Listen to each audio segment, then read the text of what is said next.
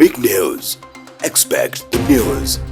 පළවෙනිම කාරණය තමයි කරු නියෝජ්‍ය කතානායකතුමනි කොළඹ වරාය නගරය හැදුවේ ගනුදෙනුකරණය සඳහා. මේ රියල් එස්ටේට් වලටම නෙවෙයි. රියල් එස්ටේට් අවශ්‍යයි ගොඩනැගිලි හැදෙන්න ඕනේ. හැබැයි ඒකේ ගනුදෙනු කරන්න පුළුවන් ප්‍රතිපත්ති ටික හදන්න.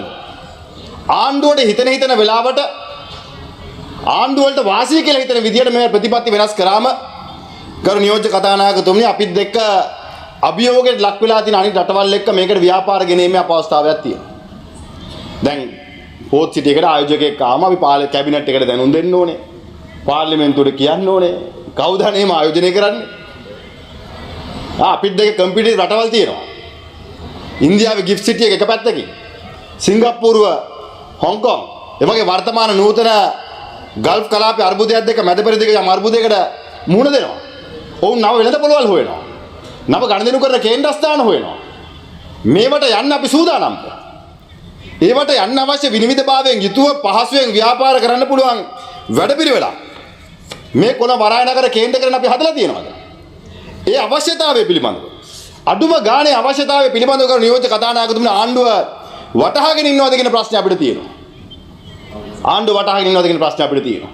එහෙනම් අපි ඔබ තමුන් නාස්තිලාගෙන ඉල්ලන්නේ කරුණා කරලා අද මැද පෙරදිග ඇති වෙලා තියෙන අර්බුද එක්ක ගනුදෙනුකරණය සඳහා කරු නියෝජ්‍ය කතානායකතුමනි විකල්ප මධ්‍යස්ථාන විකල්ප රටවල් හොයනවා. හැබැයි ඔවුන්ට අවශ්‍ය පහසුකම් ටික ප්‍රතිපත්තිමය කාරණා ටික ඔවුන්ට අවශ්‍ය ගනුදෙනුකරණයේ නිදහස සහ විනිවිද භාවකින් යුතුව ඔවුන්ට අවිල්ලා මේ ස්ථාපනය කළා ඉතාමත් නිදහසේ තමන්ගේ ව්‍යාපාර කරගෙන යන්න පුළුවන් පරිසරයක් හදලා දෙන්න ඕනේ. හැබැයි එවැනි උත්සාහයක් අපි අවංකව ඔබෙන් දකින්නේ නැහැ. අපි ඔබෙන් දකින්නේ නැහැ. දැන් මේ පහුගිය කාල සීමාව තුළ දැන් අපි කතා කරන ආයෝජකයන්ට එන්න කියලා. දැන් කරු නියෝජ්‍ය කතානායකතුමනට පෞද්ගලික බැංකුවකින් බිලියන 13කට වඩා අතුරුදහන් වුණා. බිලියන 13කට වඩා පෞද්ගලික බැංකුවෙන් අතුරුදහන් වුණා. දැන් සාමාන්‍යයෙන් මේ රටේ පුරවැසියෙක් බැංකුවකට ගිහිල්ලා ලක්ෂ 10ක් දැම්මත් ප්‍රශ්න කීයක් අහනවද? ලක්ෂ 10ක් ගිණුමකට දැම්මත් ප්‍රශ්න කීයක් අහනවද? හැබැයි රුපියල් බිලියන 13ක් අන්තර්ස්ථාන වෙනකන් ආණ්ඩුව මුදල් අමාත්‍යාංශේ මහ බැංකුව පුදි. හොඳයි. හැබැයි ගමේ මිනිස්සෙක් ලංකාවේ ව්‍යවසායකයෙක් අහිංසක ව්‍යාපාරිකයෙක් ගේ ප්‍රශ්න 60ක් අහනවා. ප්‍රශ්න ගණනාවක් අහනවා. හැබැයි ලංකාවේ ප්‍රධාන පෙළේ කියන බැංකුවකින් බිලියන 13මාරක් 14ක් අන්තර්ස්ථාන වෙනකන් අපේ අය බුදි. දන්නේ නැහැ. හැබැයි අපි ඒක එතනින් එහාට යමුකෝ. දැන් ඔබතුමාලගේ මේ හැකර්ලගේ ක්‍රියාදාමය දැන් හැකර් කියලා කියන්නේ හැකර්. එහෙම තමයි වෙන්නේ. දැන් මේ ආණ්ඩුවේ වංචාවක් වුණොත් ඒක හැකර් කෙනෙක් ආණ්ඩුව නෙවෙයි. 10 වතාවක් ගෙවලා තියෙනවා. ඉන්ස්ටෝල්මන්ට්ස්.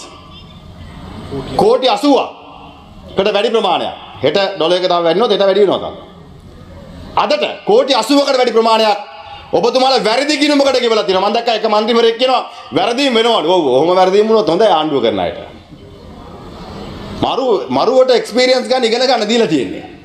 ඇහුවම කිව්වේ අපි මුළු රාජ්‍ය ආන්තරයම ඩිජිටලයිස් කරලා වැඩේ කරනවා කියලා. තමන්ගේ ගිණුමේ සල්ලි ටික ඊමේල් එකක් හරියට කියවලා account number එක ගහගන්න තේරෙන්නේ නැහැ. හැබැයි අනිත් පැත්තෙන් 10 වතාවක් වැරදි ගිණුමකට ගෙවනවා. මහ බැංකුවෙන් දැනුම් දෙනවා. ආයෙත් ගෙවනවා. ආයෙත් ගෙවනවා. දැන් කවුද මේකට වග කියන්නේ? පුළුවන් නම් කිය රාජපක්ෂලගේ හැකර් කෙනෙක් කියලා. ලේසිනේ. ඒකනේ ලේසිම කතාව. හැබැයි මේ ජනතාවගේ බදු සල්ලි. ඔබතුමාලා මහ ලෝකෝට විනිවිදභාවය ගැන කතා කරනවා. තැපැල් දෙපාර්තමේන්තුවේ ඩොලර් ලක්ෂ 6ක් වැරදි කිරුමකට ගෙවනවා. එක දිගට එන්නේ. කොහොමද මේක සංවිධානාත්මක නොවේ කියලා කියන්නේ? එකක් හරි අපි ඔබතුමාලා කියන බොරුව හුම්කන් දුන්න කියන්නකෝ. දෙවෙනි එක, තුන්වෙනි එක RD එකේ කොන්ත්‍රාත් කරුවන්ට ගෙවන වැරදි ඩබල් පේමන්ට් එකක් යනවා. ඉතින් ඕක තේරුම් ගන්න බැරිද?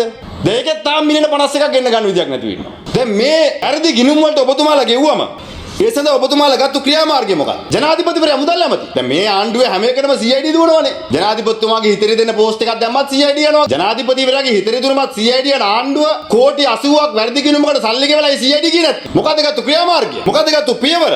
මොකද්ද ගත්තු පියවර ගන්න නියෝජක කතානායකතුමා? පියවරක් ගත්තේ නැහැ. මේක වහගන්න උත්සාහ කරා. ජනවාරි මාසේ ජනාධිපතිවරයා දන්නවා මේක. තීන්දුවක් ගත්තේ නැහැ. ක්‍රියාත්මක වුණේ නැහැ. ගල්ලංගුරු එක පැත්තකින්. ගල්ලංගුරු වංචාවක් නෙවෙයි. බාලගංගල ගල්ලංගුරු ගෙනාව වංචාවක් නෙවෙයි. අර කාලබල්ල නෙවෙයිනේ ගෙනාව ගෙනාවම තමයි කෑවේ. හැබැයි ගල්ලංගුරු වංචාවක් නෙවෙයි. ලැජ්ජ නැතුව කියන විදිය. ගෝප්පේගේ සභාපතිවරයා කියන්නේ ලැජ්ජයි. ලැජ්ජයි කරු නියෝජක කතානායකතුමනි. ලෝකේ වැඩිම මුදල් ගෙවලා තෙල් ගත්තු රට බවට අපිපත් වෙලා තියෙනවා. ලංකාව. $286යි 302යි අතර තෙල් අරගෙන තියෙනවා. ලෝකේ වැඩියෙන්ම ගෙවලා තෙල් ගන්න පුළුවන් රට බවට පත් වෙලා තියෙනවා. ගන්න රට බවට පත් වෙලා තියෙනවා. මේ හැම රුපියලක්ම හැම ඩොලර් එකක්ම අවසාන කාටද යන්නේ? රටේ ජනතාවට. දැන් ඉතින් අලුත්ම න්‍යාය පටන් ගන්නවා. මොකද්ද? හැම ප්‍රාදේශීය ලේකම් කාර්යාලයට ඔබතුමාලා නියෝජිතෙක් දානවා. හැකර් කෙනෙක්. හැකර් කෙනෙක් දානවා. ඇයි ඒ? සමාජ ප්‍රාග්ධනය රැස් කරන්නද කියලා අපිට සැකයක් තියෙනවා කරු නියෝජක කතානායකතුමනි.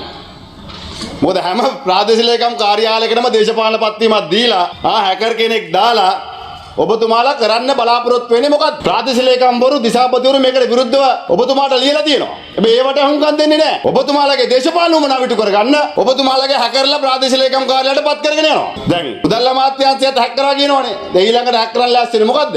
ප්‍රාදේශීය ලේකම් කාර්යාලය. යාපනයේ දීවරේ අජන්තන් කියලා. ලංකා මුහුදු තීරය ඇතුළතදී කරු නියෝජක කතානායකතුමනි ඉන්දියන් දීවරේකන්ගෙන් පහර කෑම කළා. ඔව් ඉන්දියාවට අරගෙන ගියා. දැනුත් මහුන් ගහලා ඉන්දියන් චෙන්නයි වල ඉස්පිරිතාලේ ඉන්නවා. විදේශ ඇමතිවරයා පිල්ලනවා. මේ පිළිබඳව ජාත්‍යන්තර මේ පිළිබඳව මැදිහත් වෙන රාජතාන්ත්‍රිකව. මොකද ඔබතුමාලා උතුරේ ජනතාව ගැන ලොකුවට කතා කරාට මේකට තාම නම් මැදිහත් වෙලා නැහැ. මේ සිද්ධිය සම්බන්ධයෙන්. අදටත් මේ වෙනකොටත් ඒ දීවරයාගේ පවුලේ අය පොලිසියට කියලා පැමිණිලි කරනවා.